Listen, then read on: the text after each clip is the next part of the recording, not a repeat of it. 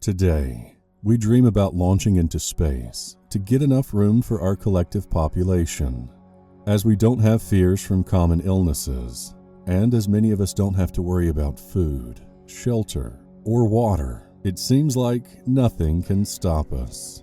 However, we weren't always so robust and safe. There were several times in history during which humans nearly went extinct. Hi, I am Mr. Mysterious, and I'll be guiding you through events that caused our civilization to chance its course. Here are 5 of the closest calls we've had to human extinction.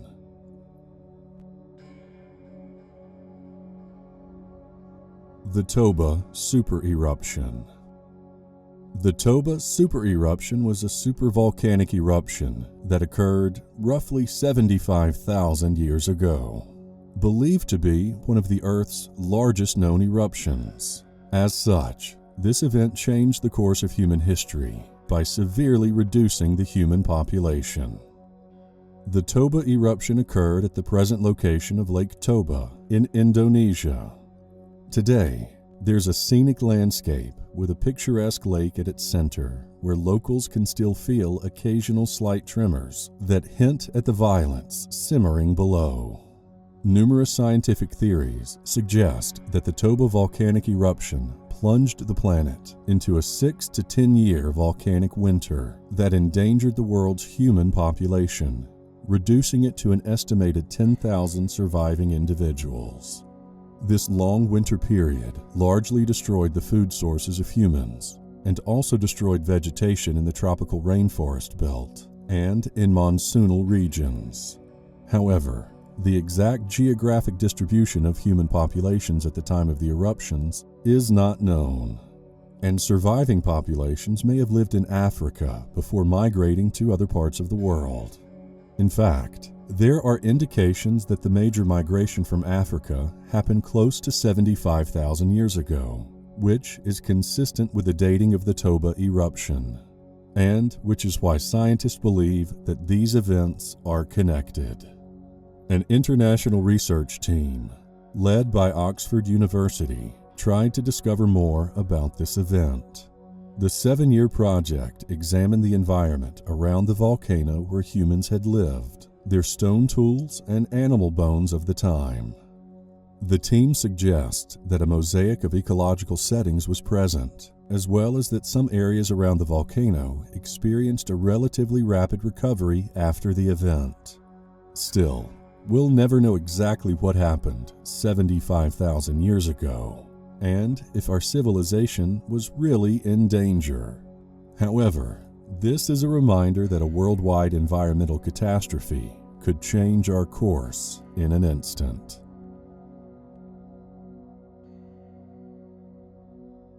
Spanish flu pandemic. Almost 100 years ago, in the little town of Breivik Mission, Alaska, a deadly new virus struck quickly and brutally. It killed 90% of the town's Inuit population, leaving a large number of corpses that few survivors were willing to touch. The Alaskan territorial government hired gold miners to travel to flu-ravaged towns and bury the dead. Little did they know that those bodies would be used throughout the next century in an effort to study one of the deadliest influenza pandemics today known as the Spanish flu. The Spanish flu first appeared in 1918 and took up to 100 million lives in just 2 years. It's believed that up to 40% of the world's population was stricken with this flu. Unusual for this kind of virus, the pandemic afflicted young people who were healthy previously. Today, we know that the disease triggered an overreaction of the immune system, thus turning a young person's immune system against itself. Victims' lungs overflowed with fluid, while their skin became molted and discolored. Those who weren't able to recover drowned in their own bodily fluids. Even in areas where mortality was low, people were very afraid. Numerous communities closed all stores, and numerous healthcare workers declined to tend to the sick. Gravediggers did not want to bury the dead, which is why mass graves were dug by steam shovels, and bodies were buried without coffins in many cases. Horrifying as the flu was, its reign of terror was brief. In less than 2 years, the disease had largely disappeared. However, its survivors and their children often experienced lifelong health issues. In addition to that, the Spanish flu came right after World War I, which took the lives of over 17 million individuals. To maintain morale, wartime censors minimized early reports of the Spanish flu in countries like Germany, Britain, France, and the United States. Still, newspapers were free to report the pandemic's effects in neutral Spain, creating a false impression that this flu originates from Spain.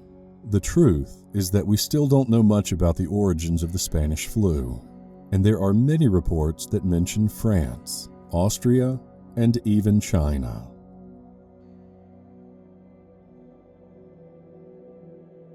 Norwegian rocket incident. The Norwegian rocket incident occurred when a team of Norwegian and American scientists launched a scientific rocket from the Andøya rocket range in 1995. This rocket carried equipment used to study the aurora borealis over Svalbard in Norway and flew on a high northbound trajectory, which included an air corridor that stretches from nuclear missile silos in North Dakota all the way to the Russian capital city of Moscow. During its flight, the scientific rocket reached an altitude of more than 900 miles, which forced Russian nuclear forces to react. This incident occurred in the post-Cold War era, when many Russians were very suspicious of the United States and NATO. The Russian military received readings from an early warning radar station in Murmansk Oblast and believed that the rocket's trajectory is a possible attack by missiles from the U.S. submarines. This event resulted in a full alert being passed up through the military chain of command, all the way to President Boris Yeltsin. The nuclear briefcase was used to authorize nuclear launch, and Yeltsin activated his nuclear keys for the first time. After a short while, Russian observers were able to determine that the rocket was heading away from Russian airspace and was not a threat. The rocket fell back to the ground as planned, 24 minutes after launch. Prior to this event, the Norwegian and American scientists had notified numerous countries, including Russia, of their intention to launch a high-altitude scientific experiment aboard a rocket. However, the information was not passed to the Russian radar technicians. As a result, notification and disclosure protocols have been reevaluated and redesigned. Cuban Missile Crisis. In October 1962, an American U-2 spy plane secretly photographed nuclear missile sites being built by the Soviet Union on the island of Cuba. This forced President John F. Kennedy to place a naval blockade, or a ring of ships, around Cuba in an effort to prevent the Soviets from bringing in more military supplies. The U.S. president demanded the removal of the missiles already there and the destruction of the sites. This was a 13-day confrontation between the United States and the Soviet Union that was the closest the Cold War came to escalating into a full-scale nuclear war. This event was connected to the failed Bay of Pigs invasion of 1961 and the presence of American ballistic missiles in Italy and Turkey. Soviet leader Nikita Khrushchev decided to agree to Cuba's request to place nuclear missiles on this island to deter future harassment of Cuba. In July 1962, Nikita and Fidel Castro held a secret meeting and made an agreement on building a number of missile launch facilities. During those 13 days, the world was separated into two alliances. China announced that 650 million Chinese men and women were standing by the Cuban people, while West Germany and France supported the United States. In addition, John F. Kennedy believed that only an invasion would remove the missiles from Cuba, which is why the United States was ready to start a war. On October 27th, after much deliberation between the Soviet Union and Kennedy's cabinet, the U.S. president agreed to remove all missiles set in Italy and Turkey. In return, Russia agreed to remove all the missiles in Cuba. Speaking about this event, President Kennedy told the following to Americans in June of 1933. For in the final analysis, our most basic common link is that we all inhabit this small planet. We all breathe the same air. We all cherish our children's futures, and we are all mortal.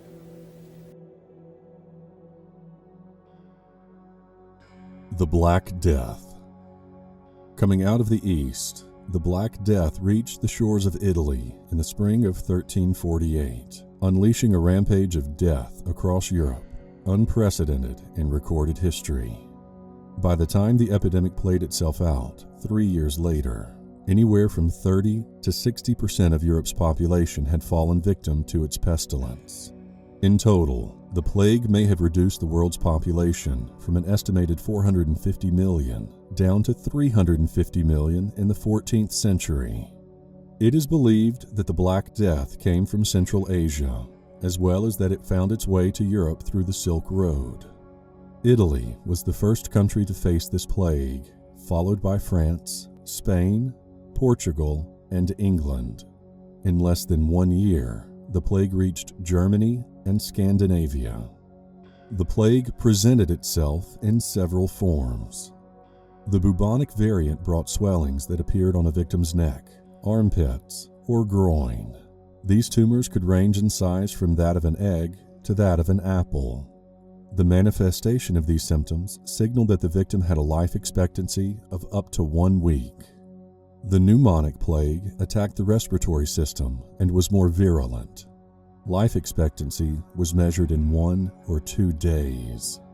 Even though the Black Death took millions of lives, the plague haunted Europe and the Mediterranean throughout the 14th to the 17th centuries.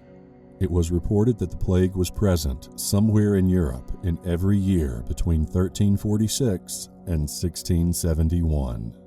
During those years, especially while the Black Death haunted Europe, people were in a panic. Doctors refused to see patients. Priests refused to administer last rites. Shopkeepers closed stores, and many people fled the cities to the countryside. Desperate to run away, many people abandoned their sick and dying loved ones. Feel free to add any kind of information about other cases that might have endangered our civilization. If you find it mysterious, share and like this video. Also, be sure to subscribe because you don't want to miss what's coming next. As always, thank you for watching.